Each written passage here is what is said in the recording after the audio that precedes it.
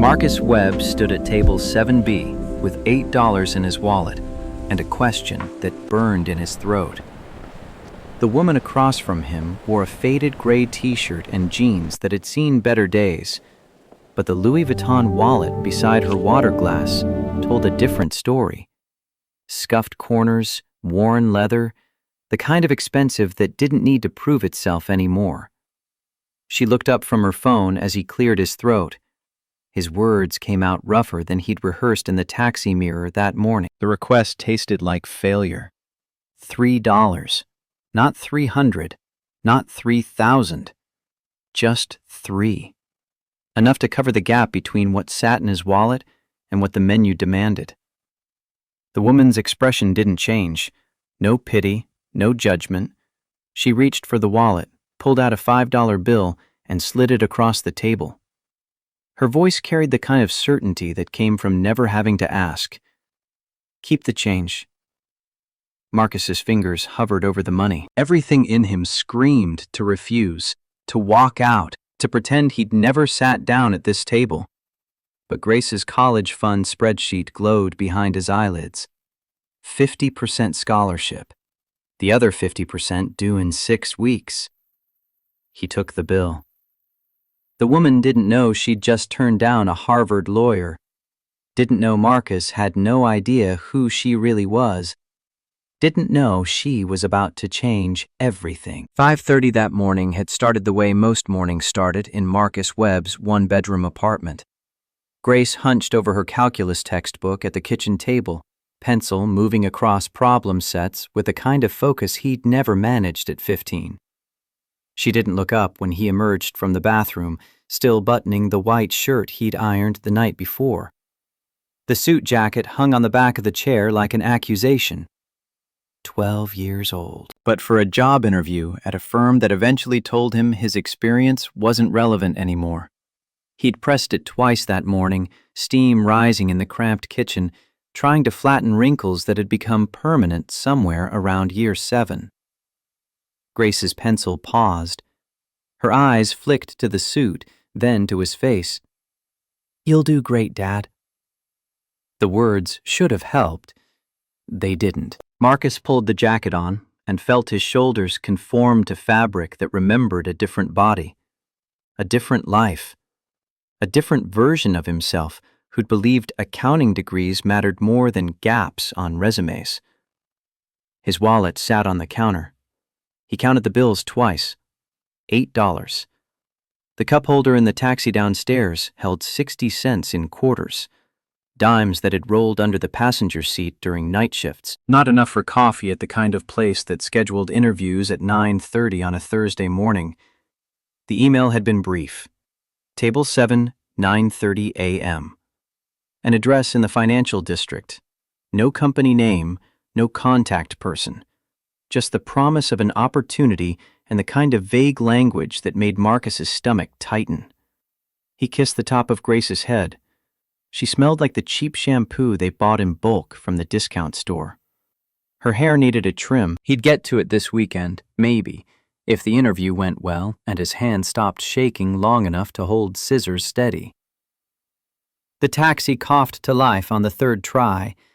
Marcus navigated morning traffic with the muscle memory of 12 years behind the wheel, watching the city wake up through a windshield that had cracked 6 months ago when a rock kicked up on the highway. The repair estimate sat in his glove compartment. $400. Might as well have been $4 million. 9:47. The clock on the dashboard mocked him with every red light. He'd left early, plenty of time. Then the alternator started making that grinding sound near 5th Avenue, and he'd had to pull over, pop the hood, jimmy the belt back into place with hands that knew engines better than spreadsheets these days. The coffee shop occupied the ground floor of a glass tower that reflected clouds Marcus couldn't afford to look at. He pushed through the door, and noise hit him first. Espresso machines hissing. Conversations layered over the soundtrack of a city that never stopped moving. He scanned the room, counting tables. Table 7B sat near the window. A woman occupied the chair facing the street. Loose brown hair. Gray t-shirt with a small stain near the hem that suggested coffee or tea, or the kind of morning where you don't have time to change.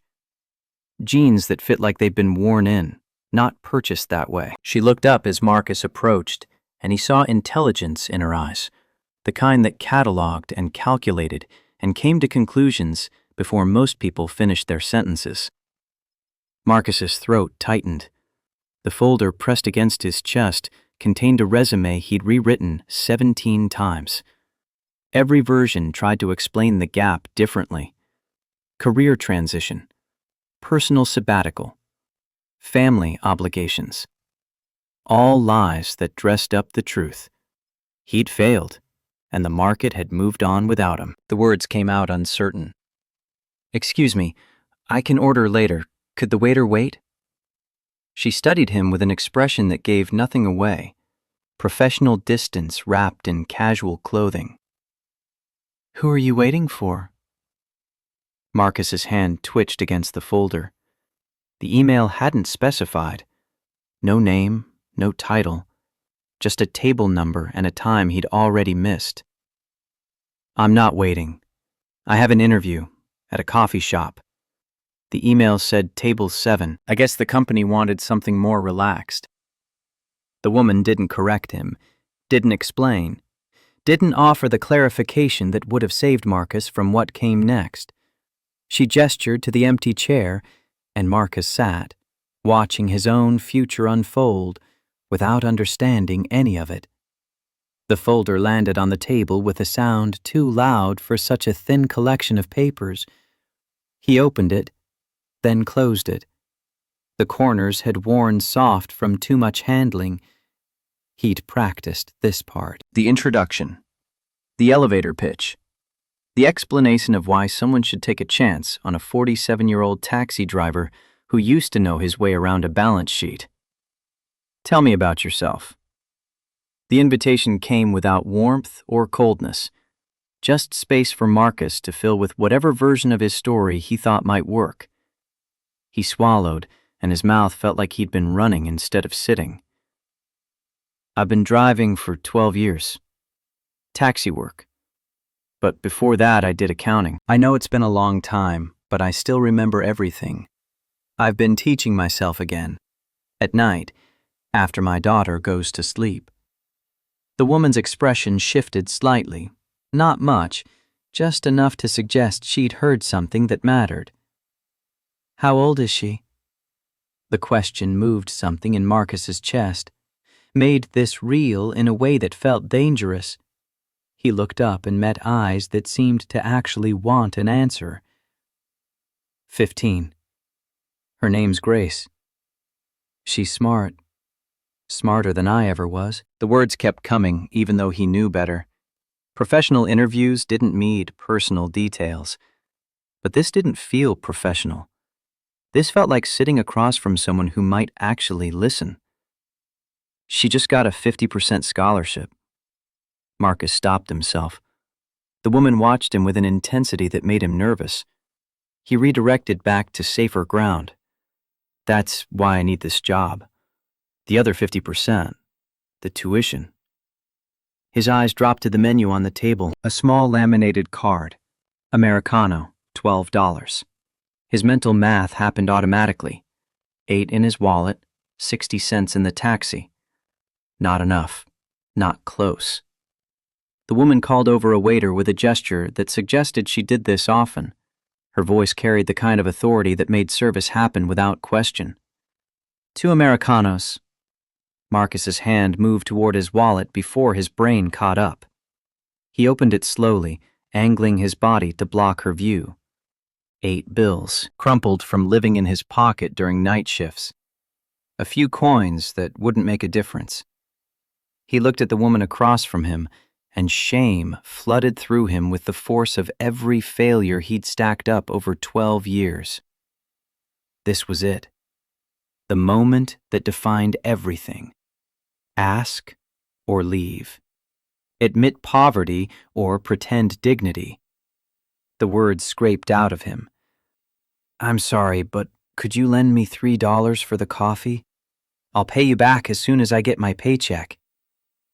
The silence stretched. Marcus felt his pulse in his temples. The woman's expression didn't change. She reached for her wallet again, pulled out a $5 bill, and slid it across the table with the same casual motion she might use to pass salt. "Keep the change.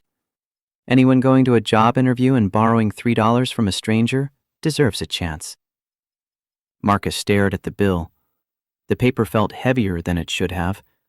He wanted to argue, wanted to explain that he wasn't that person, the kind who borrowed money from strangers at coffee shops.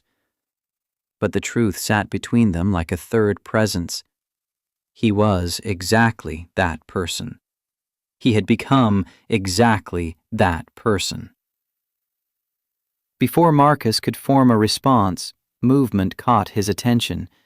A man appeared beside the table, mid-30s, tailored suit that probably cost more than Marcus's monthly rent. A Rolex caught morning light as he adjusted his cuff. The man scanned the room, then his gaze landed on the woman. "Miss Hartwell?" Marcus's heart stopped. The woman's face remained neutral as fresh snow. "You've got the wrong person." The man frowned, confusion crossing features that suggested he wasn't often wrong about anything. "I'm here for the appointment. 9:30. The woman's voice dropped several degrees in temperature.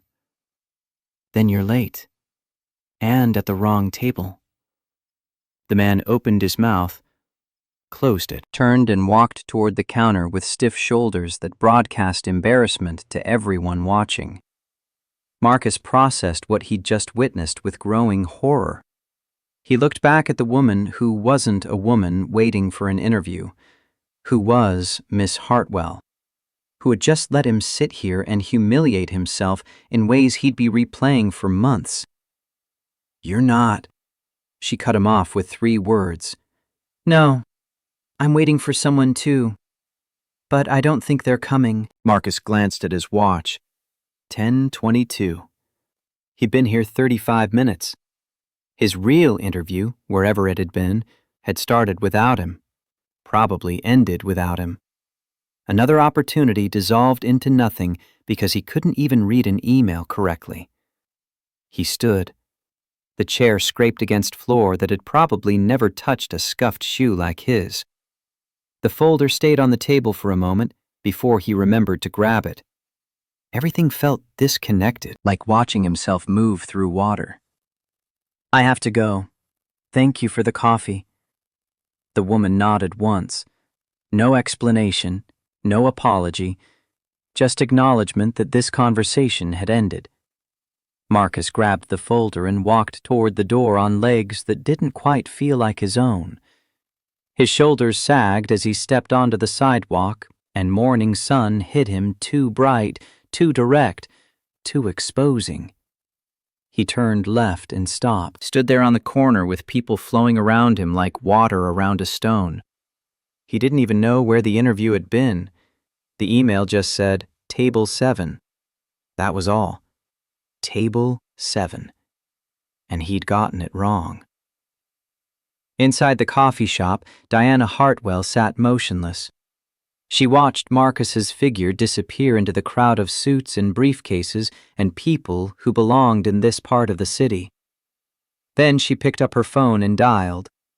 Her assistant answered on the first ring. "Human Resources, I need you to find a file." Diana's voice carried the weight of every decision she'd made in 10 years as CEO. The kind of voice that made things happen because the alternative wasn't acceptable. "Ray Thompson. He just interviewed somewhere today. I don't know where. Find it." She ended the call and set the phone down beside the $5 bill Marcus had left on the table. He'd tried to return it. She'd refused. Now it sat there like evidence of something she couldn't quite name yet. 3 days crawled by with the weight of years. Marcus picked up Grace from school on Friday in the taxi that somehow kept running despite making sounds that suggested otherwise. The cracked windshield caught afternoon light at angles that made driving a geometry problem. Grace climbed into the passenger seat with her backpack and a stack of library books about calculus proofs that Marcus pretended to understand when she explained them. His phone buzzed against the cup holder. Unknown number. Marcus stared at it for 3 rings before answering. Professional voice. Female. The kind of polished tone that came from corporate training and practice. Mr. Webb, this is calling from Hartwell Distribution. We'd like to offer you a position as a company driver. $4,200 per month, full health insurance. Marcus's hand tightened on the phone. Grace looked at him with eyebrows raised in a question he couldn't answer yet. I'm sorry, what? The voice continued without acknowledging his confusion. The position includes benefits and... Marcus cut her off. I never applied to your company. Pause.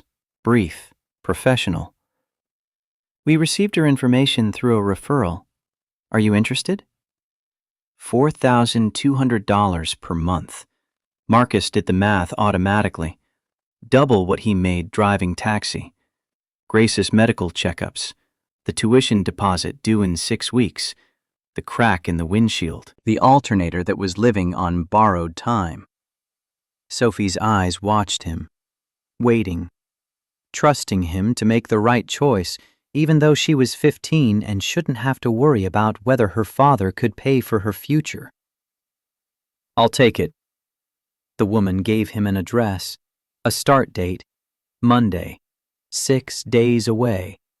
Details that felt too good to be real, which meant they probably weren't. Which meant Marcus should have asked more questions, but desperation made poor people stupid, and he was both. When he hung up, Grace was still staring. What was that? Marcus heard his own voice from far away. A job. A real one. Monday morning arrived with the kind of nervous energy that made sleep impossible. Marcus stood in front of a mirror in the company garage, wearing a uniform that actually fit. Black slacks, white shirt, a name tag that read Webb in clean block letters. His reflection looked like someone who belonged somewhere. The illusion almost worked.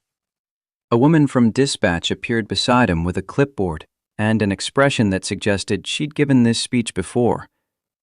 You'll be driving for a senior executive.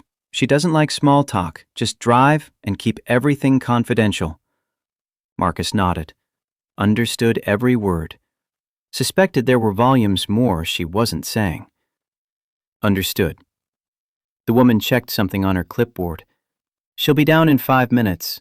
Marcus walked to the black Mercedes parked near the exit. The interior smelled like leather and something faintly floral that probably cost more than he made in a week back when he was making real money. He adjusted the rear-view mirror and caught his own eyes looking back. Scared, grateful, suspicious of both. Through the garage entrance, morning light cut across concrete in sharp angles. Footsteps echoed. Marcus glanced at the mirror out of habit. A woman in a charcoal suit walked toward the car with purpose in every stride. Her hair was pulled back into a tight bun. She carried a leather portfolio that matched her shoes. Professional. Polished. The kind of person who made other people nervous. Marcus's breath caught. She opened the rear door and slid into the seat like she'd done this 1,000 times. Her eyes met his in the mirror, and recognition hit both of them simultaneously. The coffee shop. The $3. The interview that wasn't an interview. Hello, it's been a while. Diana Hartwell's voice carried the same neutral tone she'd used when she'd lied to him at table 7B. Marcus's hands went still on the steering wheel. Every question he'd been rehearsing for 3 days evaporated. You're the one from the coffee shop. She didn't deny it, didn't explain, just looked at him with eyes that revealed nothing. I am. The silence between them felt like a physical thing. Marcus wanted to get out of the car, wanted to demand answers, wanted to understand what game he'd stumbled into and what rules he was supposed to follow. Diana's voice cut through his spiraling thoughts. "Drive. I have a meeting at 9. Not a request, an instruction. The kind of words that came from someone used to being obeyed. Marcus stared at her in the mirror, and she stared back with an expression that gave him nothing. He put the car in gear because he needed this job more than he needed answers. The garage door lifted, and sunlight flooded the windshield. Marcus pulled onto the street with hands that gripped too hard. His jaw tightened until his teeth ached. Diana looked down at papers in her lap. Her eyes flicked up to the mirror every few seconds, checking something, measuring something. Marcus kept his attention on traffic and tried not to think about how she'd let him humiliate himself at that table, how she'd known exactly who he was and what he needed, and had said nothing. The drive to the office tower downtown took 23 minutes. Marcus counted every second. When they arrived, Diana stepped out without a word. No goodbye, no acknowledgement, just the sound of the door closing and heels clicking across pavement. Marcus watched her disappear through glass doors and then sat alone in the idling Mercedes, staring at his hands on the steering wheel. That evening, Marcus sat at his kitchen table with his laptop open. The screen glowed in the dim light of the apartment. He typed Hartwell Distribution into the search bar and hit enter. The first result was a news article with a photo that made his stomach drop. CEO Diana Hartwell named Woman of the Year. The image showed her on a stage holding a crystal award. Her smile was controlled, professional. Nothing like the expression she'd worn while lying to him at table 7B. Marcus read the article twice. Youngest CEO in the logistics industry. 10-year tenure. Parents from a coal mining family in West Virginia who'd built the company from a single truck. He looked at the uniform hanging on the back of the kitchen chair. $4,200 per month. Full benefits. A future that didn't involve counting change in the taxi cup holder. Grace appeared in the doorway with wet hair from the shower. "You okay?" Marcus closed the laptop. "Yeah, just tired." But that night, he lay awake staring at the ceiling. The company wasn't on the list of places he'd applied. He'd sent his resume to 47 different positions in the past 3 months. Hartwell Distribution hadn't been one of them. He tried to remember the email about Table 7, the sender, the company name. There was none, just an address and a time. He turned onto his side and stared at the wall. Somewhere across the city, in a corner office he'd never seen, Diana Hartwell sat at her desk. She hadn't told him the truth at the coffee shop, and now she was his boss. Marcus closed his eyes, but sleep stayed away. He didn't know what any of it meant yet, but something about it felt wrong. Or maybe he couldn't decide. Something about it felt like the first honest thing that had happened to him in 12 years.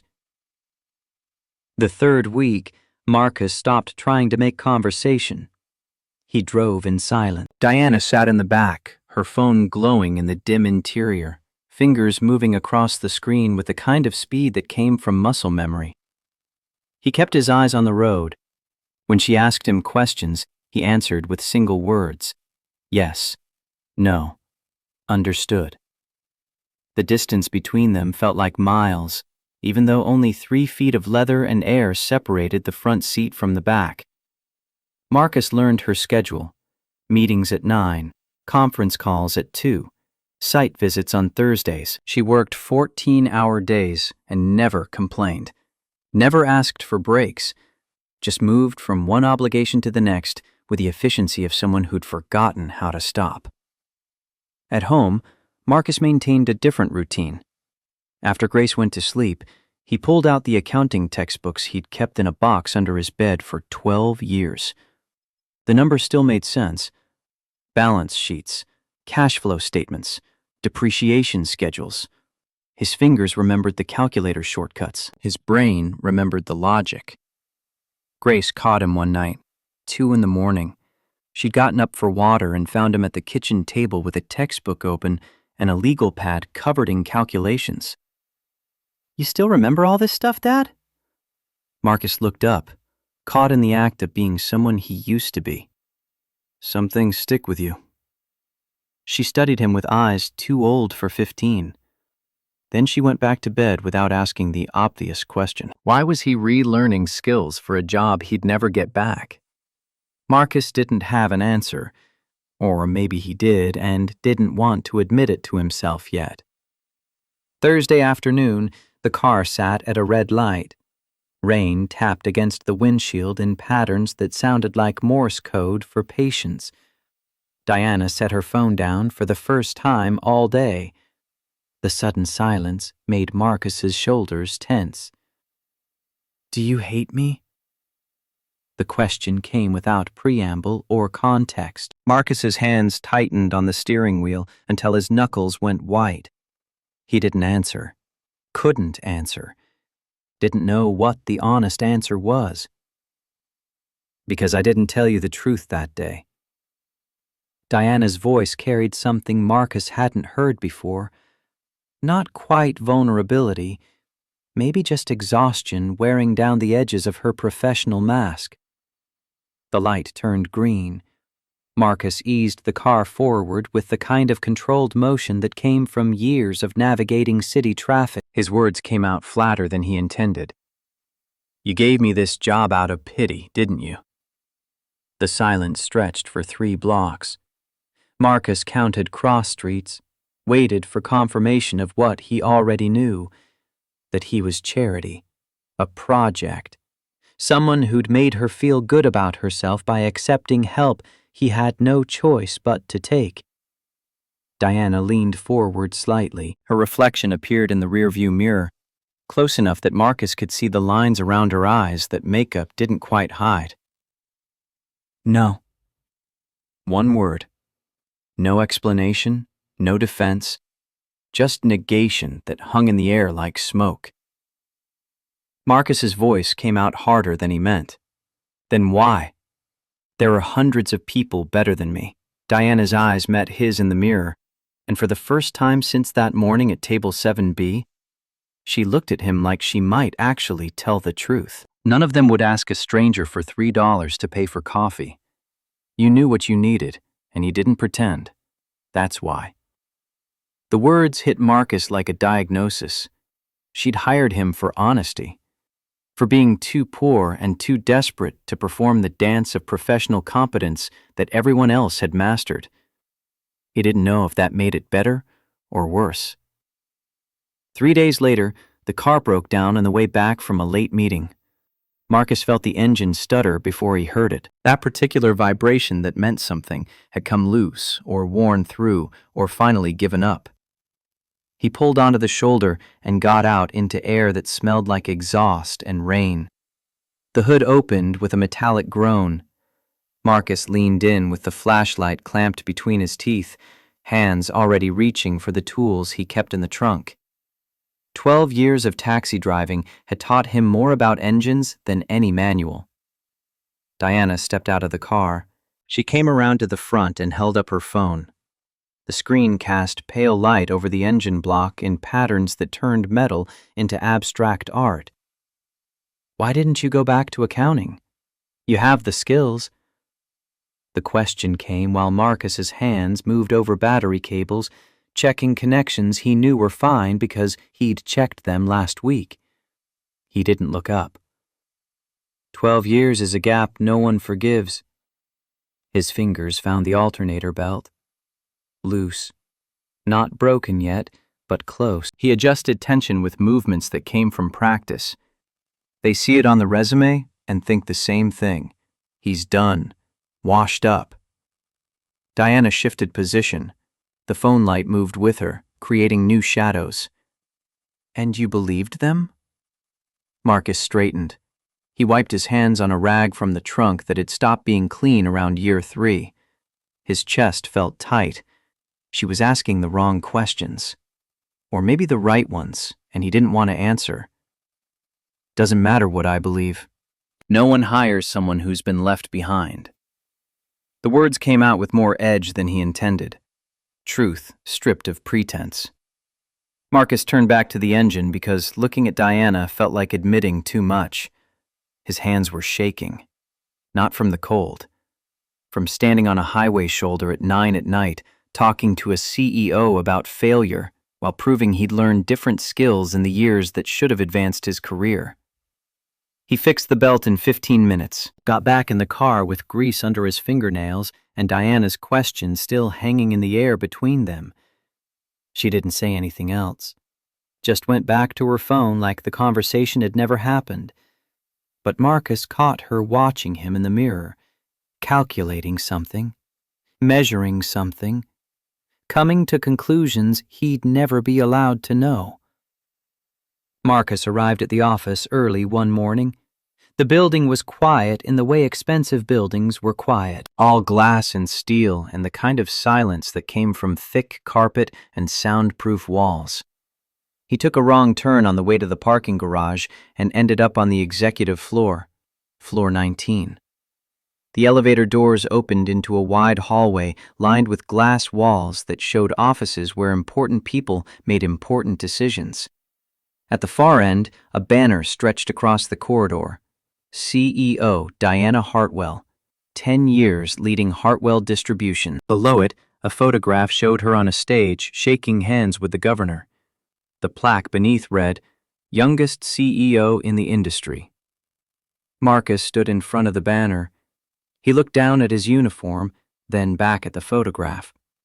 A woman in a charcoal suit smiled for cameras in a moment that had been planned and staged and approved by people whose jobs involved making sure the company looked successful. A voice came from behind him. She's the real deal. Youngest CEO in logistics, but her family, they don't make it easy. Marcus turned. A woman in a business suit walked past with coffee in hand. She didn't wait for a response. Didn't seem to expect one. Just offered information like a tourist guide pointing out landmarks. Marcus took the stairs down to the garage. His hands felt numb. That afternoon, he drove Diana to a meeting across town. She sat in the back reading a document. Her phone rang. The sound filled the car with a ringtone that was simultaneously professional and personal. She glanced at the screen, then answered. Yes, Mother. The voice on the other end was loud enough for Marcus to hear through the speaker.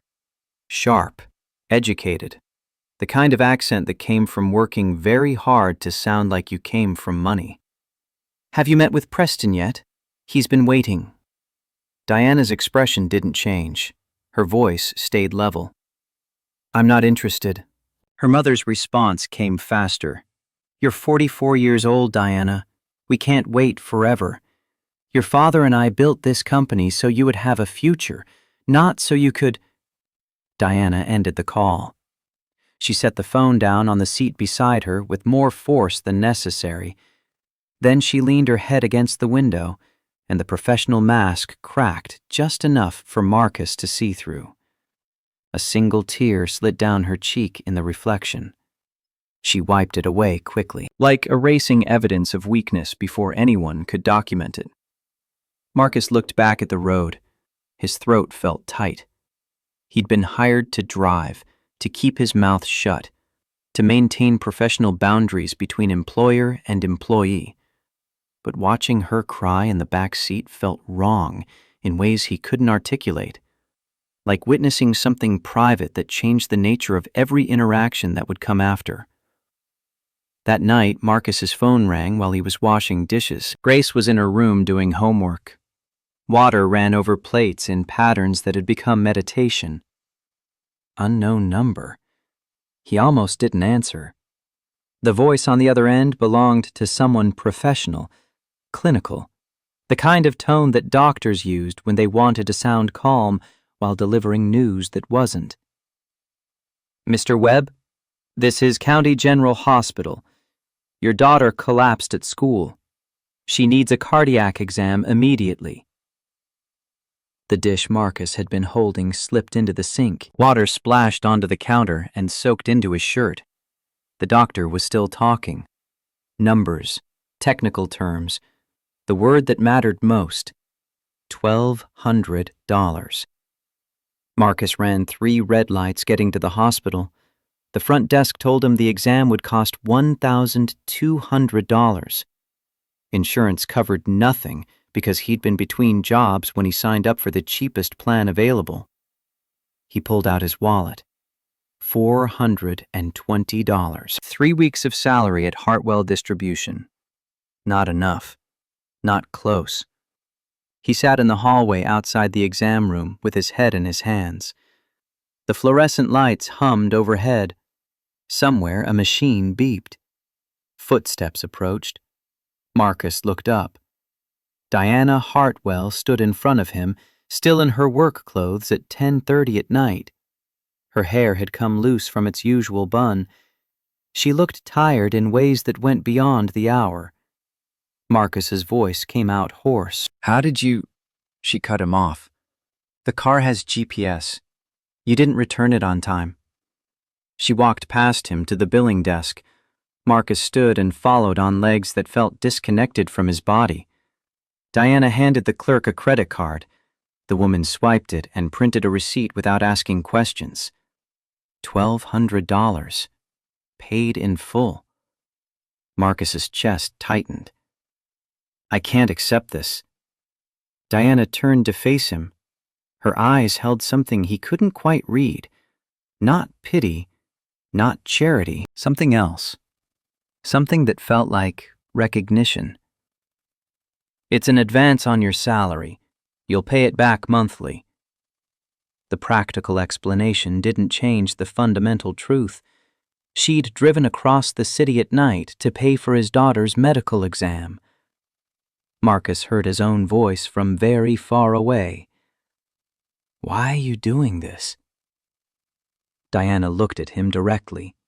No performance, no professional distance, just one person talking to another about the specific kind of loneliness that came from needing help that never arrived.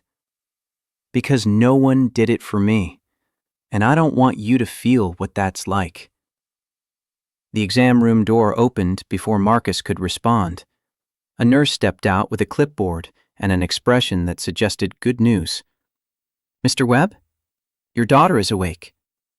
Marcus walked into the room. Grace lay on the bed, pale but smiling weakly. She looked past him at Diana standing in the doorway, her eyebrows raised in a question. "Who's that?" Diana stayed where she was, not entering, not leaving, just occupying the threshold like someone who wasn't sure if they belonged. "I'm a friend of your father's." Grace's smile widened slightly. Even weak from tests and worry, she found energy for teasing. "Dad doesn't have friends who are women." Marcus stood by the bed with his hand on his daughter's shoulder. He didn't look back at Diana, but he heard her footsteps retreat down the hall. The soft click of expensive shoes on linoleum. The sound of someone who'd done what they came to do and didn't need acknowledgement. Later, sitting in the hospital parking lot, Marcus stared at the receipt in his hand. $1,200. Paid in full. He folded it carefully and put it in his wallet. Then he looked up at the hospital windows. One of them glowed yellow. Diana stood there with her phone pressed to her ear. Even from this distance, he could see the tension in her posture, the way her free hand gestured at something. An argument, a negotiation, something that required the kind of energy she'd already spent getting here. Marcus started the car and drove home. That night he lay awake, staring at the ceiling. He thought about the banner on the 19th floor, the phone call in the car, the way Diana had stood in the hospital hallway alone. She wasn't just his boss. She was someone fighting something he couldn't see. And for reasons he didn't understand yet, she'd decided he was worth saving from at least one battle. Victor Hartwell arrived at Diana's office without knocking. The door swung open with the confidence of someone who'd built the building and didn't need permission to enter any room inside it. Gray suit, silver cufflinks that caught light from the floor-to-ceiling windows. He sat down across from her desk without being invited. Diana's fingers stilled on the keyboard. She didn't look up. "I've heard you're spending time with the driver." Her voice stayed level. "That's not your concern." Victor leaned back in the chair that had cost more than most people made in a month. His expression carried the weight of 30 years building an empire from a single Ford truck. "Everything about you is this family's concern." Diana finally met his eyes. Her father's face showed lines that hadn't been there 5 years ago. Stress, age, the cost of clawing your way from poverty to boardrooms. She'd watched him make that climb, watched it change him into someone who measured worth in contracts and quarterly earnings. "Do you understand what we sacrificed to get here? What your mother and I gave up?" The question hung between them. Diana thought about the stories she'd grown up hearing. Her father in the coal mines of West Virginia at 19. Her mother working the night shift at a textile mill. The garage they'd converted into an office where Diana had slept on a cot while they built routes and negotiated rates with customers who looked down on them for their accents. "I remember, Dad." Victor's jaw tightened. "Then you remember we didn't crawl out of those mines so you could throw it away on someone who can't give you anything." Diana's hands came together on the desk. Professional, controlled, the posture she'd learned from watching him negotiate deals where showing emotion meant losing. "He doesn't ask me to be anyone I'm not. That's more than anyone in this family has ever offered." The words landed like accusations. Victor stood. His chair scraped against marble floor imported from quarries Diana had visited on business trips. Everything in this office represented distance from where they'd started. Her father had built that distance deliberately. Now he was using it as a weapon. "You're making a mistake." He left without closing the door. Diana sat alone in her office. Through the glass walls, she could see employees moving through the hallway. Their eyes flicked toward her, then away. The whispers had been circulating for days. She didn't need to hear them to know what people said. The CEO and the driver. Desperate, lonely, pathetic. Diana closed her laptop.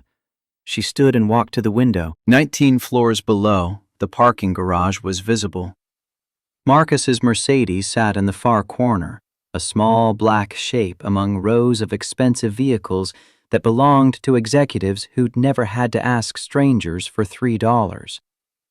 That evening, Diana's assistant appeared in her doorway with an expression that suggested bad news delivered as neutrally as possible. "Your mother scheduled a dinner tonight, 7 o'clock, with Preston and his family." Diana stared at the calendar entry that had appeared without her approval. "I didn't agree to this." The assistant's voice stayed professional. "She said it's not optional." Diana picked up her phone. Her thumb hovered over Marcus's contact. She'd saved his number after the hospital. Emergency contact, she'd told herself. Nothing more. She typed quickly, "I won't need the car tonight." Then she went home and changed into a black dress she hadn't worn in 2 years, the kind her mother approved of. Simple, elegant. The uniform of women who married well and supported their husbands' careers and never questioned the arrangement. The restaurant occupied the ground floor of a hotel that catered to politicians and corporate executives. Diana's parents were already seated when she arrived. Preston Clark sat beside them. Mid-30s, perfect hair that suggested a standing appointment with an expensive barber, a smile that reached his eyes in a way that made Diana feel worse about what was happening. "Diana, you look lovely." Her mother's voice carried approval Diana hadn't heard in months. She sat down without responding. The conversation moved around her like water around stone. Contracts, mergers, strategic advantages. Preston discussed his law firm's recent case wins with the kind of confidence that came from never losing. Her father nodded along, already counting the ways this marriage would benefit the bottom line. Preston raised his wine glass. I think we'd be a great match. Same goals, same vision. Diana's mother smiled for the first time all evening. Exactly. This is the right choice. Diana's phone buzzed in her purse. She pulled it out under the table. A message from Marcus. 7 words that cut through the performance happening around her. You don't owe anyone anything. You deserve to be happy. Her hands trembled. Preston was still talking about synergy and partnership. Her father was nodding. Her mother was already planning seating arrangements for a wedding that hadn't been proposed. Diana's chest felt tight. Diana, are you all right? Preston's question came with genuine concern. He wasn't performing. He actually cared, which made this worse somehow, made her feel like she was hurting someone who didn't deserve it. Diana set her glass down. She stood. The table went quiet. I need to leave. Her father's expression darkened in the way that preceded lectures about duty and responsibility. What are you doing? Diana looked at him, at her mother, at Preston, who was watching her with something that might have been relief under the disappointment. I'm going to live my life. Not yours, not theirs. Mine. She walked toward the exit. Her mother's voice followed her. Diana! But Diana didn't stop. She pushed through the door and stepped onto the sidewalk. The air outside hit cold and sharp. She stood under the awning, breathing hard. Across the street, under a streetlight, Marcus stood beside the Mercedes, still in his uniform. Rain had started falling. Light at first. He was soaked. He didn't move toward her when he saw her, just waited. Diana crossed the street. Her heels clicked on wet pavement. She stopped in front of him, and rain plastered her hair to her skull within seconds. Why are you here? Marcus looked at her with eyes that held no judgment, no expectation, just presence. Because you waited for me that day at the coffee shop. The next morning, Marcus arrived at the office early. He'd spent the night running scenarios in his head. Diana had gone back inside the restaurant eventually. He'd driven home alone, uniform still damp, wondering what he'd started by sending that text. But when he pulled Diana's logistics reports from the passenger seat where she'd left them, his brain shifted into the mode it hadn't accessed in 12 years. The routes were inefficient. He could see it immediately. The kind of waste that happened when you planned deliveries from an office instead of from behind a wheel. Marcus spread the papers across the hood of the Mercedes. He had a pen from the glove compartment and a city map he'd accumulated in his head over 12 years of navigating traffic patterns. The corrections came easily. Shortcuts through industrial districts that opened after rush hour, back roads that avoided construction zones, time of day adjustments that saved 30 minutes per route. He annotated the margins with notes, specific instructions, the kind of knowledge that came from driving these streets until they became muscle memory. When he finished, he left the reports on Diana's desk with a note clipped to the front. 20% fuel savings possible. M.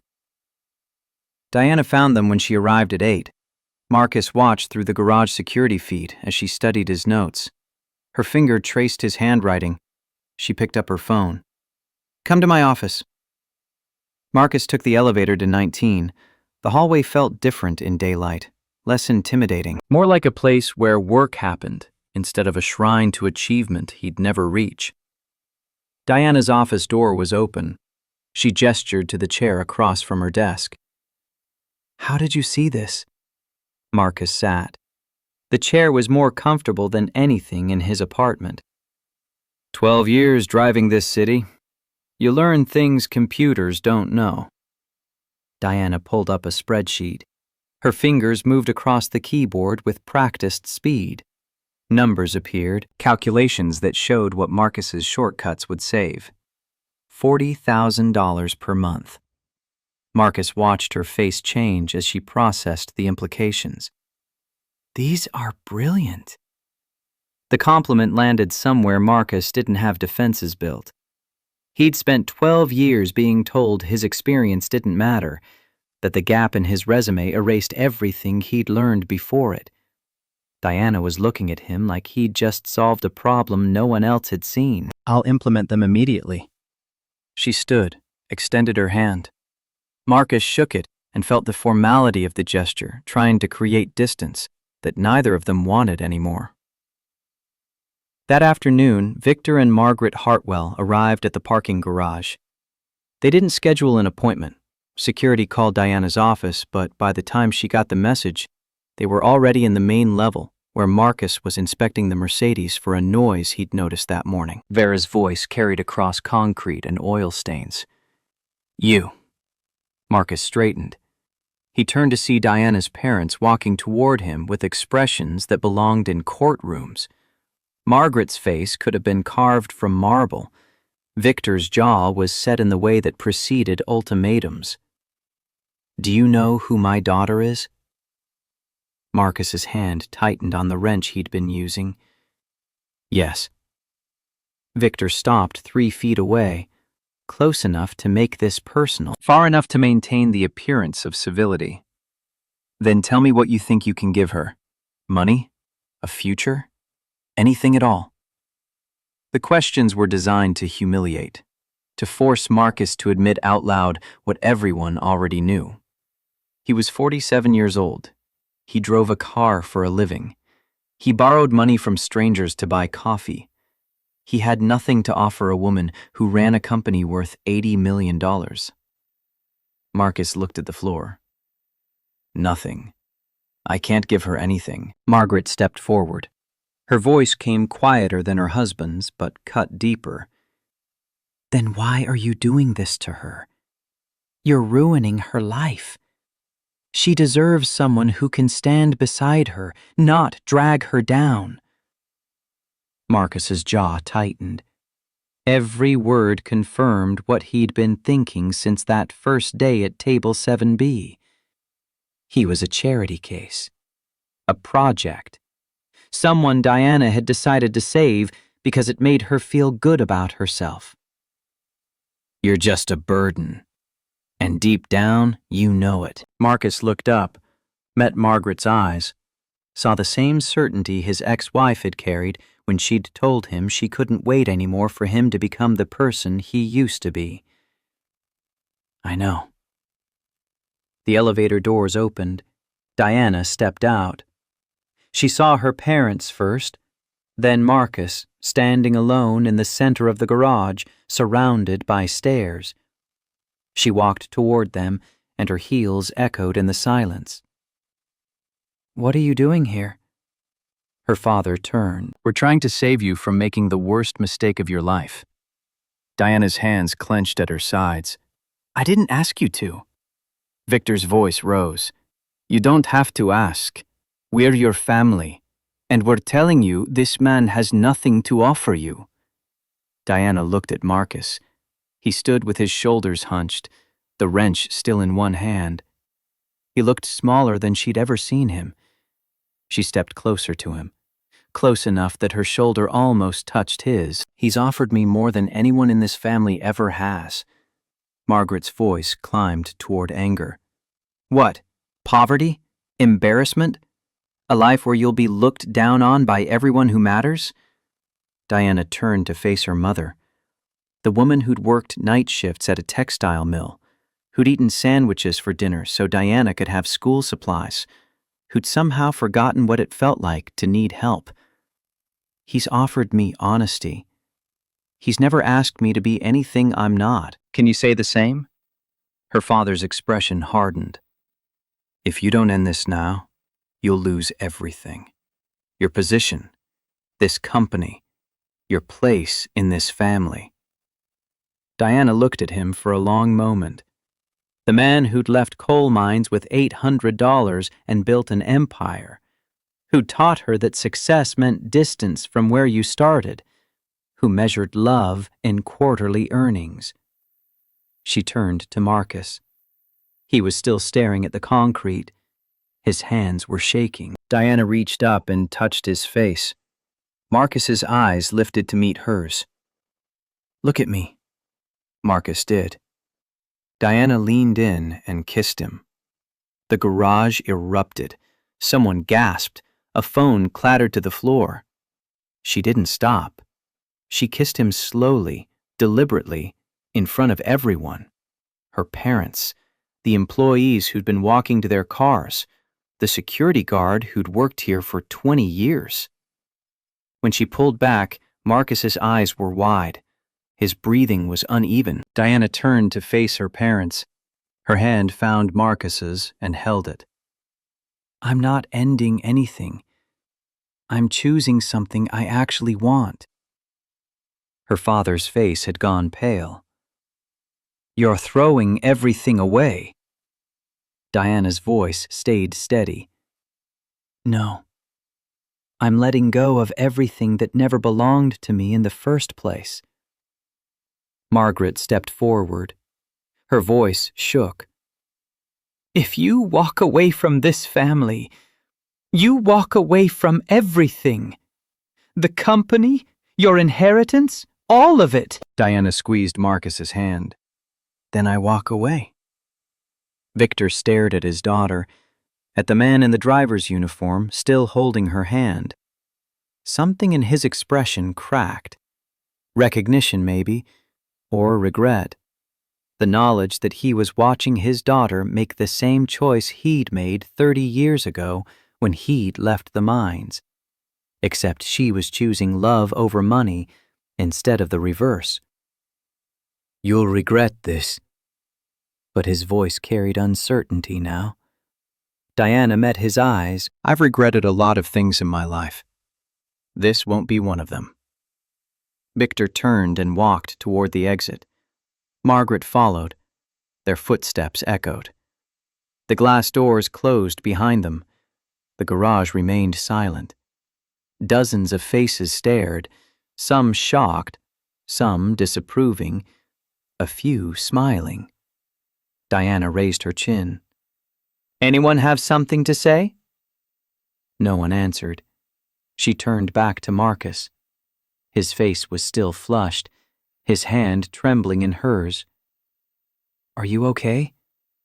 Marcus's voice came rough. "Yeah, I think I am." Diana smiled. Small, uncertain, real. "Good. Because we've got work to do." She led him toward the elevator. Behind them, the garage slowly came back to life. Conversations resumed. Phones buzzed. Someone laughed nervously. But Marcus didn't hear any of it. He just followed Diana into the elevator with his hand still in hers, wondering how someone who'd once borrowed $3 for coffee had ended up here. Diana's resignation letter went out Monday morning. By Tuesday, every business publication in the city had run the story. Youngest CEO in logistics steps down amid family conflict. The articles were careful, diplomatic, but the subtext was clear. She'd chosen a driver over an empire. Diana didn't read them. She was too busy drafting a business plan in a coffee shop 2 blocks from her apartment. Marcus sat across from her with his own laptop open. They rented office space on the east side of town. 2 desks, a coffee maker Marcus had brought from home, windows that overlooked a parking lot instead of a skyline. The business plan was ambitious. Web distribution, small business logistics, the market Hartwell had abandoned for more profitable corporate contracts. Diana typed while Marcus sketched route maps based on 12 years of knowledge no algorithm could replicate. "This section needs work." Diana tapped her screen. Financial projections that had to undercut the big companies while keeping them sustainable. "Our pricing has to be aggressive, but not suicidal." Marcus leaned over, studied the numbers. What if we focus on small businesses first, the ones who can't afford Hartwell's rates? He pulled up a map of the city, highlighted neighborhoods. I know which areas are underserved, which businesses stay open late and need flexible delivery. We could own that market in 6 months. Diana typed. Her fingers flew across keys. The projection updated. Lower margins, but higher volume. It could work. We'd need 3 drivers to start, maybe 4. Marcus closed his laptop. I can drive. Diana looked up. You're the operations manager. Marcus's expression didn't change. I can do both. We're starting from nothing. Everyone wears multiple hats. Diana studied him. The man who'd asked a stranger for $3, now offering to work 16-hour days to build something that might fail. She smiled. All right, but when we expand, you're staying in the office. Marcus extended his hand. Deal. They shook on it. 2 people with no funding and no clients and no guarantee any of this would work. But they had route maps and pricing strategies and the kind of desperate energy that came from burning bridges without looking back. 3 months later, Grace showed up at the office with Chinese takeout. She found Marcus and Diana hunched over spreadsheets, arguing about whether they could afford a 4th driver yet.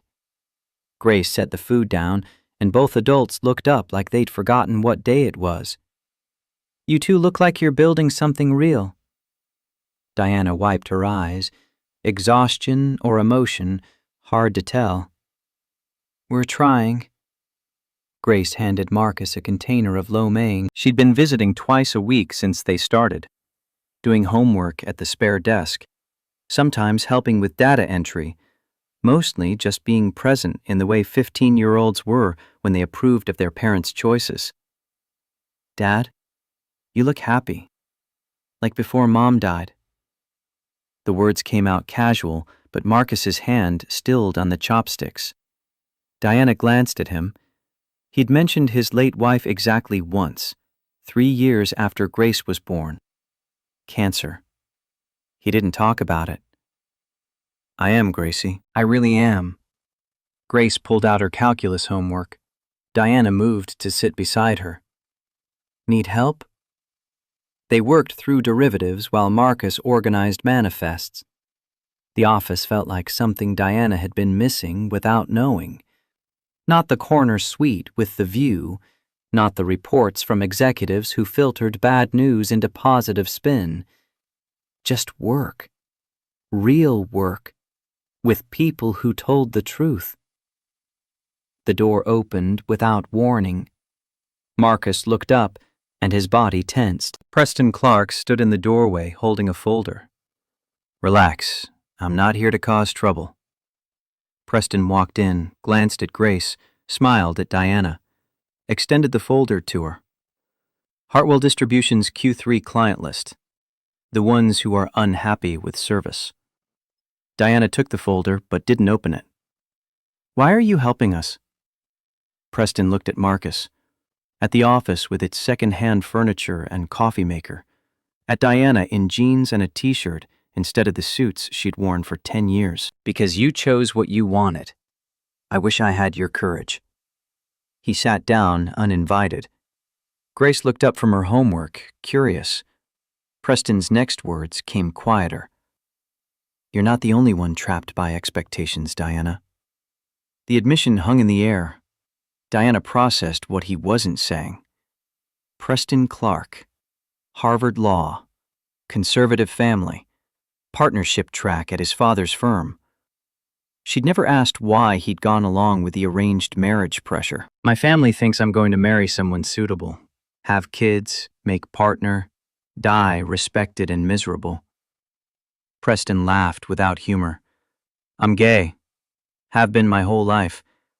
But that's not compatible with the Clark family legacy. Marcus stopped organizing manifests.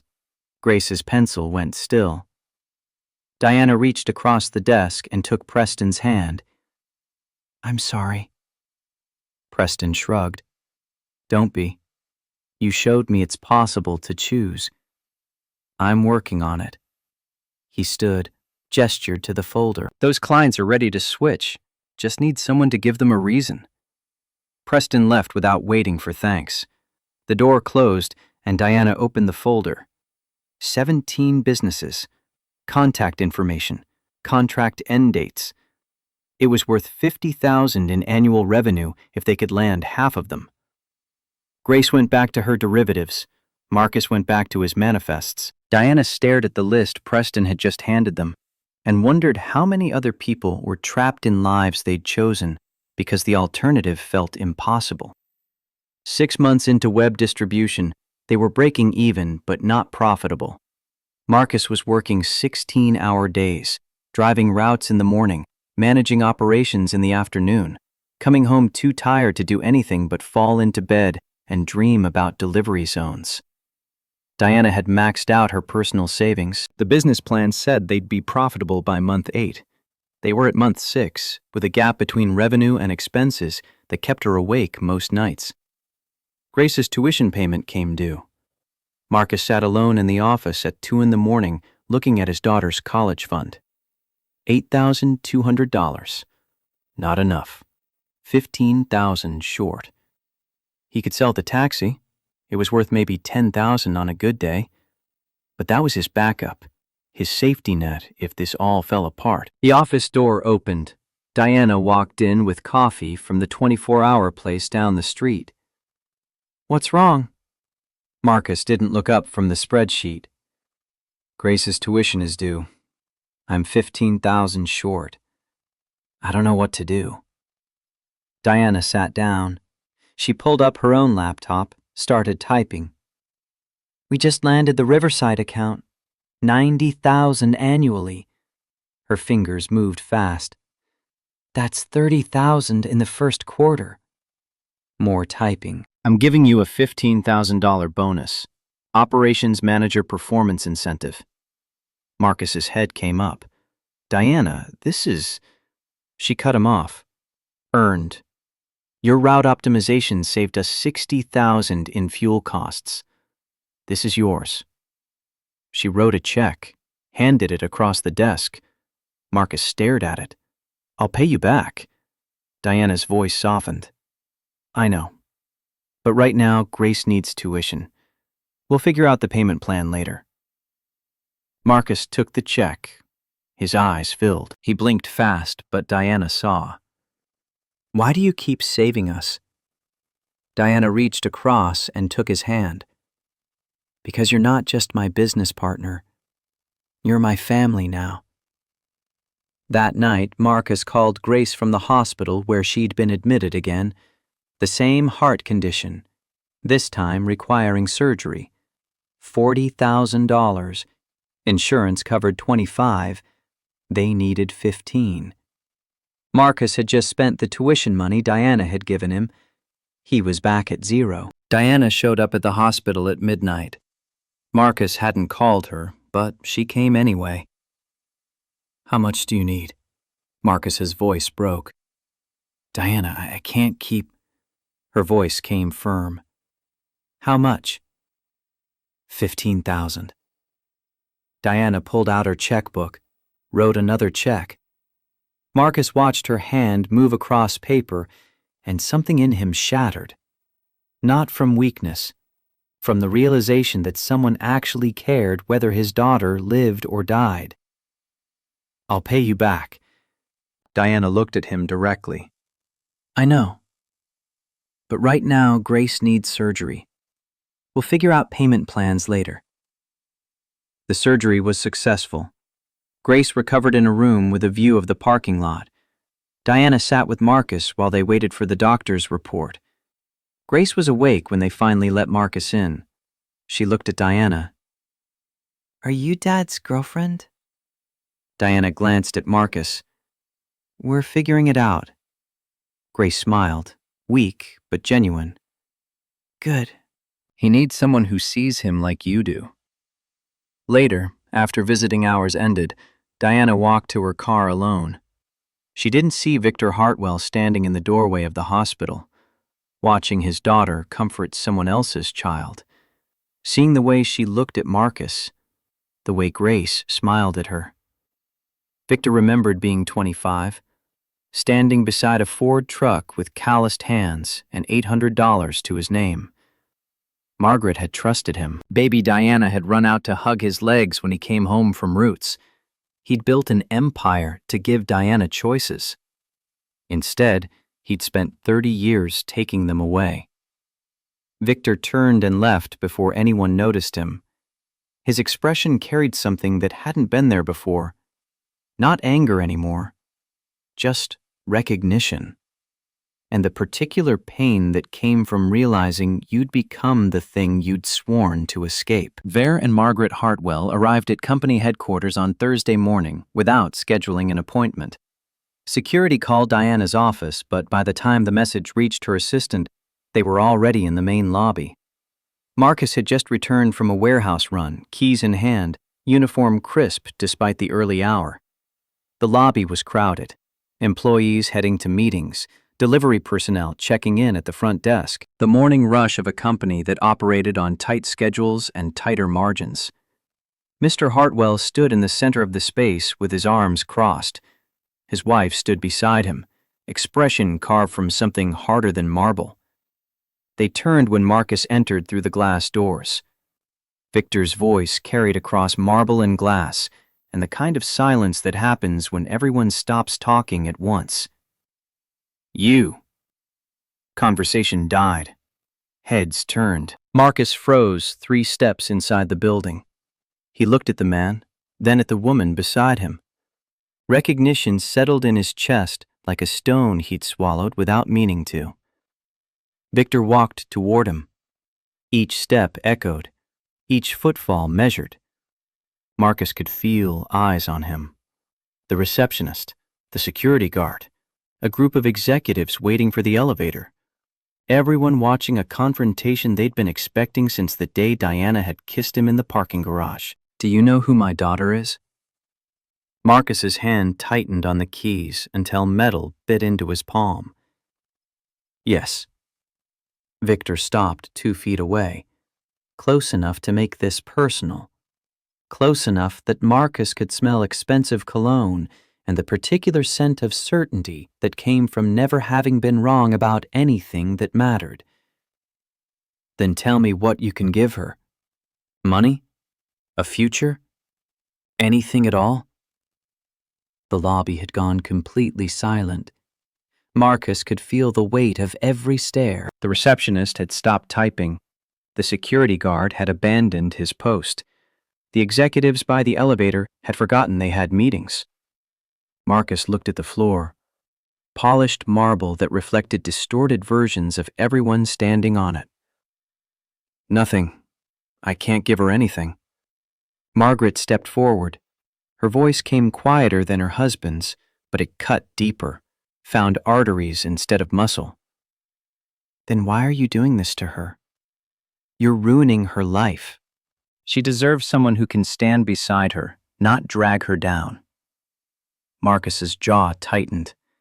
Every word confirmed what he'd been thinking for months. He was a liability, a burden, someone Diana had decided to carry because it made her feel good about the person she saw in the mirror.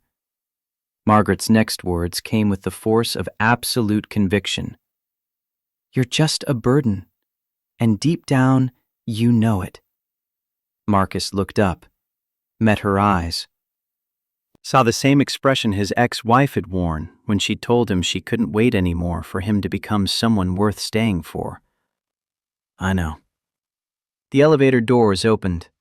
Diana stepped out wearing a charcoal suit and an expression that went from confusion to fury in the space of a heartbeat.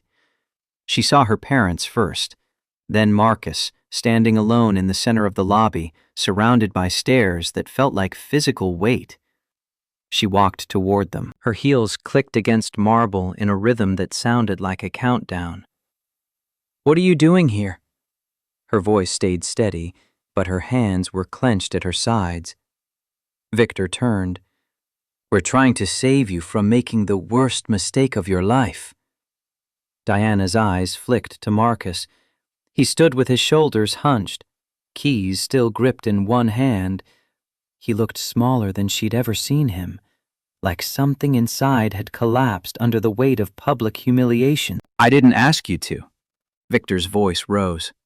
You don't have to ask. We're your family, and we're telling you this man has nothing to offer you.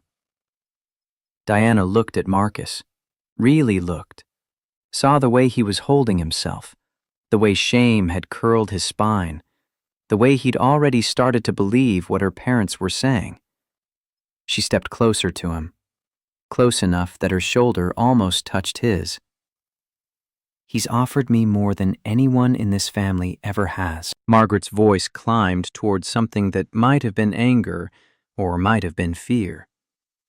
What? Poverty? Embarrassment? A life where you'll be looked down on by everyone who matters? Diana turned to face her mother, the woman who'd worked night shifts at a textile mill so Diana could have new shoes for school, who'd somehow forgotten what it felt like to need help you couldn't afford. He's offered me honesty. He's never asked me to be anything I'm not. Can you say the same? Her father's expression hardened into something that looked like marble trying to become diamond. If you don't end this now, you'll lose everything. Your position, this company, your place in this family. Diana looked at him for a long moment, at the man who'd crawled out of West Virginia coal mines with $800 and built an empire, who'd taught her that success meant distance from where you started, who'd forgotten that love used to matter more than quarterly earnings. She turned to Marcus. He was still staring at the floor. His hands were shaking. Diana reached up and touched his face, gentle, like touching something fragile that might break under too much pressure. Marcus's eyes lifted to meet hers. Look at me. Marcus did. Diana leaned in and kissed him. The lobby erupted in whispers that sounded like wind through trees. Someone gasped. A phone clattered to the floor with a crack that suggested a broken screen. She didn't stop. She kissed him slowly, deliberately, in front of everyone. Her parents, the employees who'd worked for her for a decade, the strangers who were seeing the youngest CEO in logistics throw away everything for a driver. When she pulled back, Marcus's eyes were wide. His breathing was uneven. His whole body was shaking now, not just his hands. Diana turned to face her parents. Her hand found Marcus's and held it. Their fingers laced together. His palm was sweating. Hers was steady. I'm not ending anything. I'm choosing something I actually want. Her father's face had gone the color of paper left too long in the sun. You're throwing everything away. Diana's voice came out clear, no hesitation, no regret. No, I'm letting go of everything that never belonged to me in the first place. Margaret stepped forward. Her voice shook with something that might have been rage or might have been grief. If you walk away from this family, you walk away from everything. The company, your inheritance, all of it. Diana squeezed Marcus's hand, felt his pulse racing against her palm. Then I walk away. Victor stared at his daughter, at the man in the driver's uniform still holding her hand. Something in his expression cracked, not breaking, just shifting, like tectonic plates adjusting to new pressure. He looked at Marcus, at the calloused hands, at the way he stood, proud but humble, at the uniform that marked him as service class, working class, the kind of person Victor had spent 30 years trying to differentiate himself from. Victor remembered being 25, standing beside a Ford truck that cost more than he'd made in a year. Margaret trusting him even though everyone told her he'd fail. Baby Diana running out to hug his legs when he came home from routes that started at 4 a.m. You'll regret this. But the words came out uncertain, like a man who just realized he might be wrong about something fundamental. Diana met his eyes. "I've regretted a lot of things in my life. This won't be one of them." Victor turned and walked toward the exit. Margaret followed. Their footsteps echoed. The glass doors closed behind them with a sound like finality. The lobby remained silent. Dozens of faces stared, some shocked, some disapproving, a few, just a few, smiling like they'd just witnessed something that gave them permission to make their own choices. Diana raised her chin. "Anyone have something to say?" No one answered. She turned back to Marcus. His face was still flushed, his hand trembling in hers, but he was looking at her now. Really looking. Not at the floor, not at the judgment surrounding them, just at her. "Are you okay?" Marcus's voice came out rough. "Yeah, I think I am." Diana smiled. Small. Uncertain. Real. "Good. Because we've got work to do." She led him toward the elevator. Behind them, the lobby slowly came back to life. Conversations resumed. Phones buzzed. Someone laughed nervously, but Marcus didn't hear any of it. He just followed Diana into the elevator, hand still in hers, wondering how someone who'd once borrowed $3 for coffee had ended up here. The doors closed. Diana leaned against the wall and let out a long breath. That was terrifying. Marcus looked at her. "You didn't look terrified." Diana's laugh came out shaky. "I was, but some things are worth being afraid for."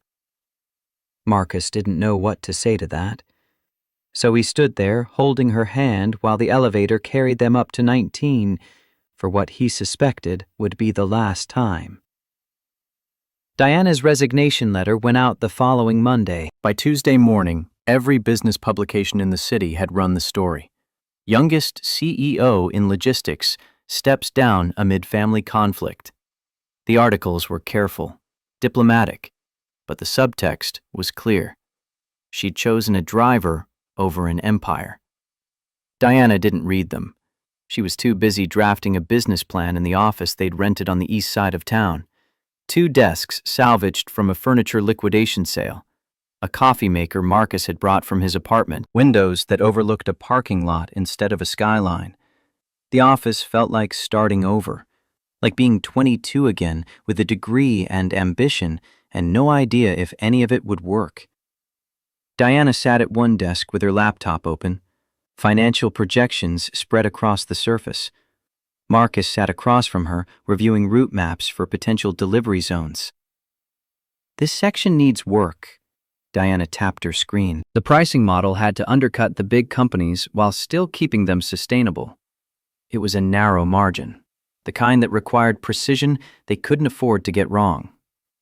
"Our pricing has to undercut Sterling and Hartwell, but we still need to make payroll." Marcus leaned over, studied the numbers with the kind of focus that came from 12 years of calculating how much gas he could afford versus how many fares he needed. "What if we focus on small businesses first? The ones who can't afford Hartwell's rates?" He pulled his own laptop around, showed Diana a map he'd been building, neighborhoods highlighted in different colors, each one representing a market segment. "I know which areas are underserved, which businesses stay open late and need flexible delivery.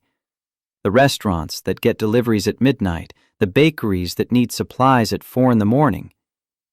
Diana typed. Her fingers flew across the keyboard.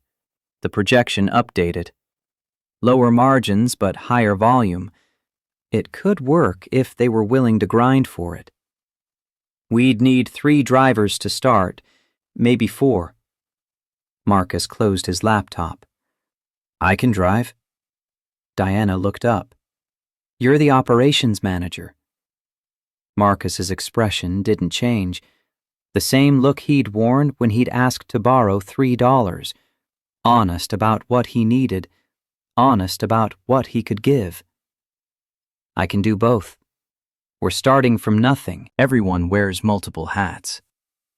Diana studied him. The man who'd asked a stranger for $3, now offering to work jobs that would total 16-hour days, building something that might fail, risking everything on a business plan sketched in coffee shops. All right, but when we expand, you're staying in the office. Marcus extended his hand across the desk. Deal. They shook on it.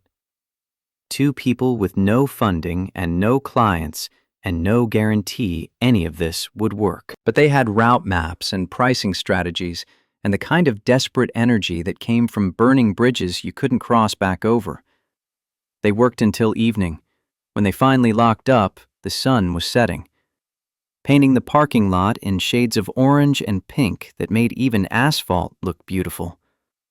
Diana's car sat next to Marcus's old taxi. She'd kept it for sentimental reasons. He'd kept it because he might need the backup if this all fell apart. You want to get coffee? Marcus's question came casual, but his eyes were serious. Where? Marcus smiled. I know a place. They drove separately. Marcus got there first and claimed table 7B. Diana arrived 10 minutes later and slid into the seat across from him. The same table, the same chairs, everything exactly as it had been, except now they knew each other's names. The waiter approached. Two Americanos? Marcus nodded. When the check came, he paid for both. Diana raised an eyebrow. I can afford coffee now. Diana smiled. I know, but so can I. Marcus leaned back in his chair. Then next time it's your turn. They sat in comfortable silence. Through the window, the street was busy. Cars passing, people walking dogs, a couple arguing outside a bookstore. The city moved around them, indifferent and constant. Do you miss it? Marcus's question hung between them. Diana thought about the corner office, the meetings with executives, the feeling of making decisions that affected hundreds of people. Sometimes, but not as much as I thought I would. She looked at him. What do you miss? Marcus shook his head. I've spent 12 years regretting things. This isn't one of them. Diana reached across the table and covered his hand with hers. Thank you. For what? Her voice softened. For not running when things got hard. Marcus turned his hand over and laced his fingers through hers.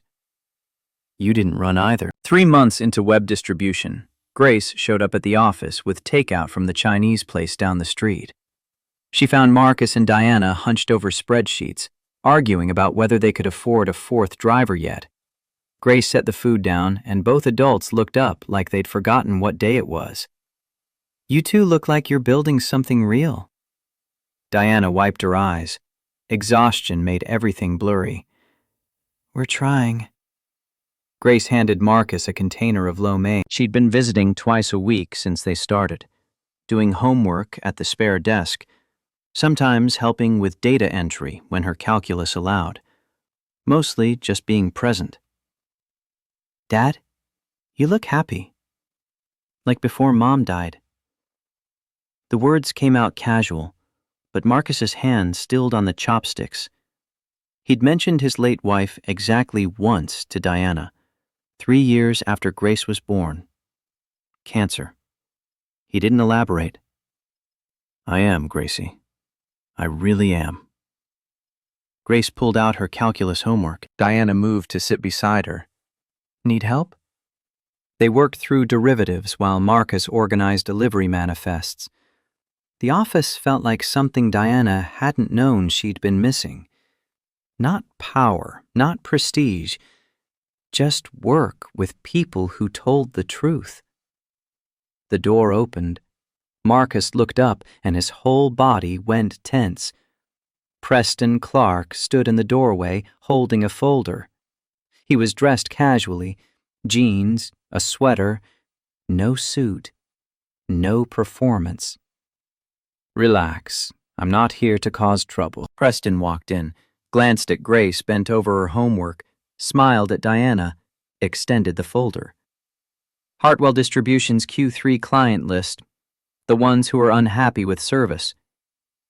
Diana took the folder but didn't open it. Why are you helping us? Preston looked around the office, at the second-hand furniture, at the coffee maker, at Diana in jeans instead of the suits she'd worn for 10 years.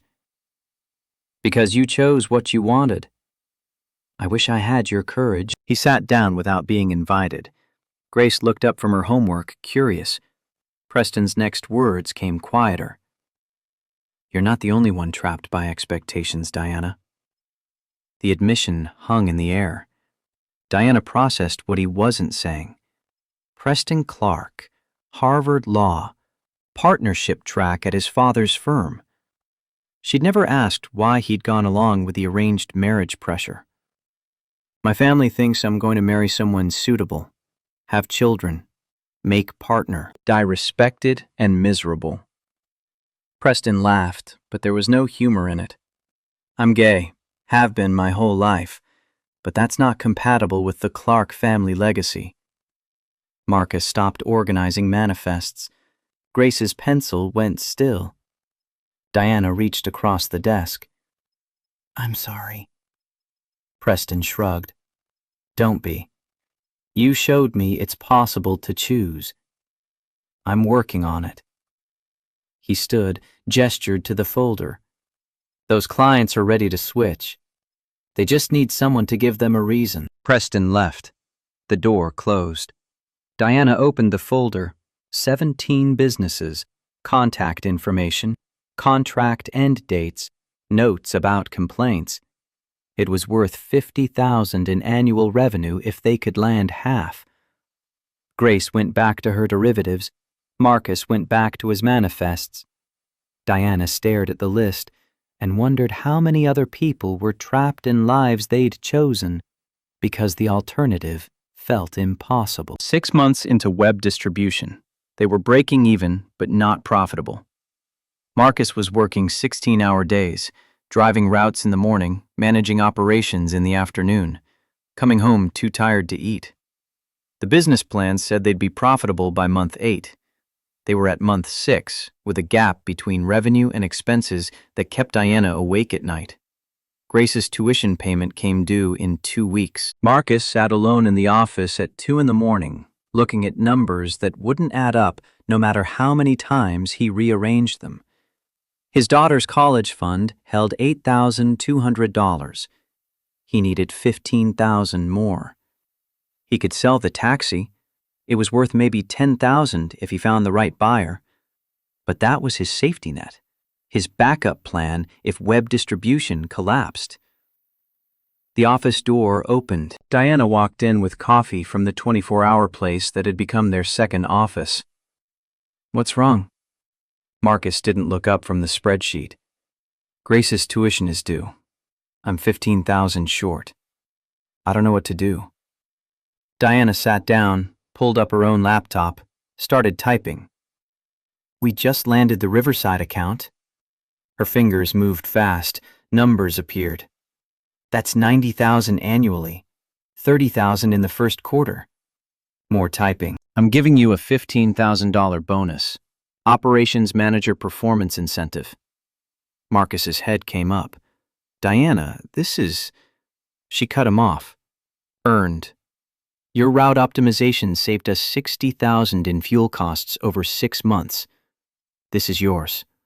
She wrote a check, handed it across the desk. Marcus stared at it. $15,000. More money than he'd held in his hands in years. I'll pay you back. Diana's voice softened. I know.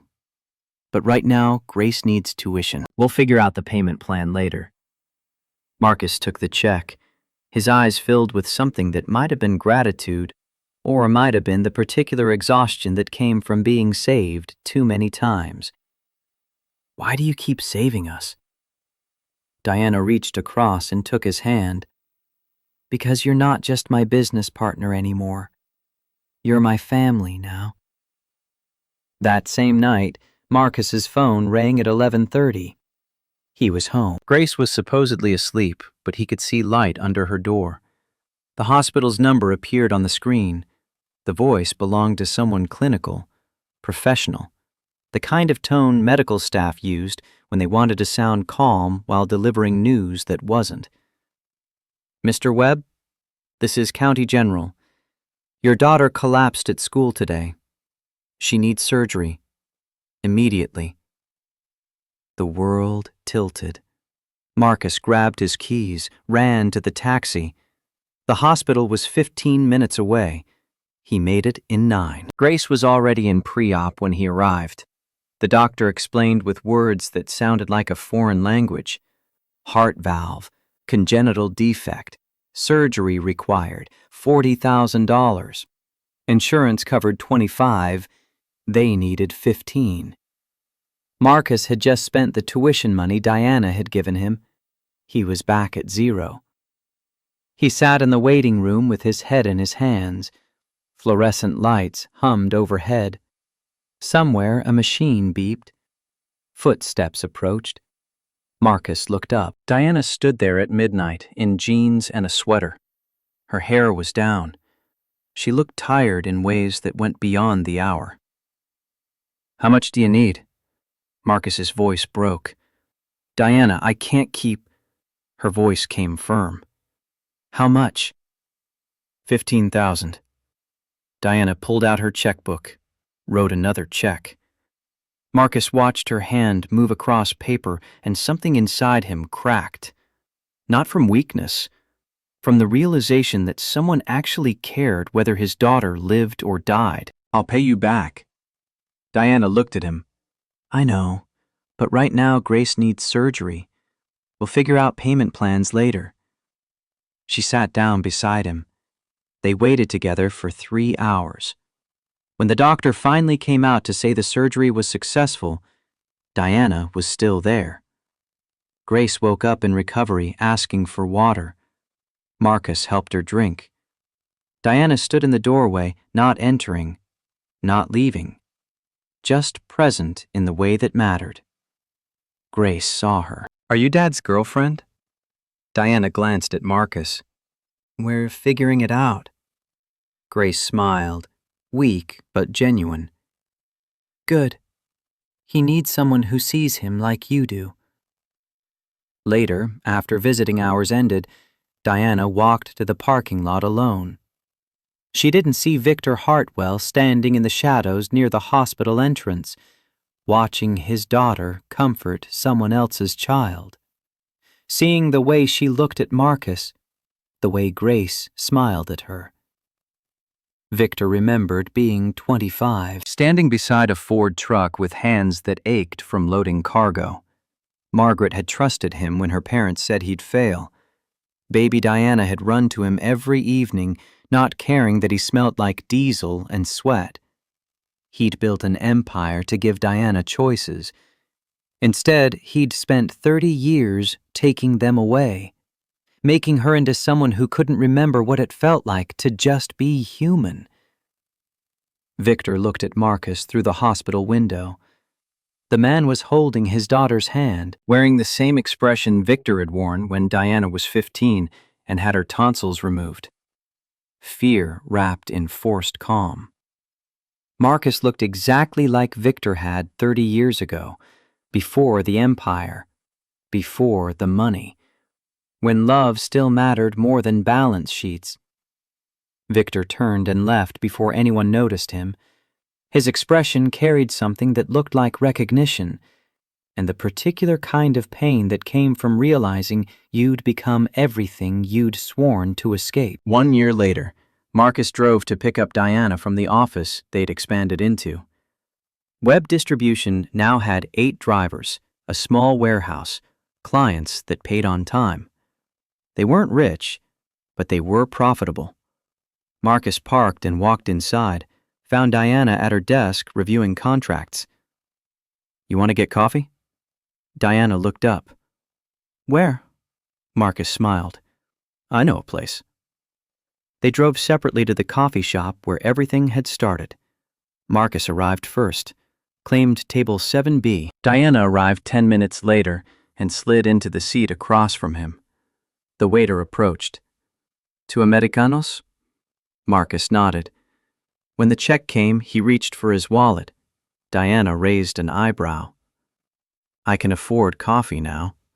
Diana smiled. "I know, but so can I." Marcus pulled out a 20. "Then next time, it's your turn." They sat in comfortable silence. Through the window, the city was busy. People walking, cars passing, a couple arguing outside a bookstore. The world continued indifferent and beautiful. "Do you miss it?" Diana thought about the question. "The company? The corner office?" She paused. "Sometimes, but not as much as I thought I would." She looked at Marcus. "What do you miss?" Marcus shook his head. "I've spent 12 years regretting things. This isn't one of them." Diana reached across the table, covered his hand with hers. "Thank you." "For what?" Her voice came soft. "For not running when things got hard." Marcus turned his hand over, laced his fingers through hers. "You didn't run either." They finished their coffee as the sun disappeared below the horizon. When they left, Marcus held the door for Diana. Her shoulder brushed his as she passed. "See you tomorrow?" Marcus confirmed. 8 a.m. Diana walked to her sedan. Marcus watched her go, then climbed into his taxi. He'd kept it. Couldn't bring himself to sell. It sat in the parking lot like evidence of where he'd been. He started the engine. His phone buzzed. Text from Grace. "Dad, did you really kiss your boss in front of everyone?" Marcus smiled, typed back. "She's not my boss anymore." Grace's response came immediately. "Good, because that would be weird." Marcus laughed, put the phone away, pulled out of the parking lot and headed toward the apartment he still rented because old habits died hard. The streets were familiar. He'd driven them thousands of times over 12 years, but tonight they felt different. Like routes he was taking for the first time. Like paths that led somewhere instead of just circles that brought him back to where he'd started. Diana sat in her car in the parking lot, stared at the coffee shop in her rearview mirror, thought about the man who'd asked for $3, who'd waited in the rain, who'd built something with her from nothing. She smiled to herself. Marcus pulled onto the main road. Diana pulled out from the opposite side of the lot. They ended up at the same intersection. Red light. Marcus in the left lane, Diana in the right. They saw each other through windows. Small wave, shared smile. The light turned green. They drove in opposite directions, heading to different homes. But tomorrow, they'd end up at the same destination. Their office, their company, their future. Marcus thought about how far he'd come from the man who'd borrowed $3. For the first time in 12 years, the road ahead didn't feel like something to survive. It felt like something to drive toward. Diana thought about the woman she'd been, CEO with a corner office and no one to share it with. She'd chosen a man who'd borrowed $3 for coffee, and he'd been worth more than everything she'd lost. The city lights blurred past their windows, two people driving separate routes toward the same tomorrow. The coffee shop faded in their rearview mirrors. Table 7B, empty again, waiting for the next person who needed to borrow $3 and find something worth more than money.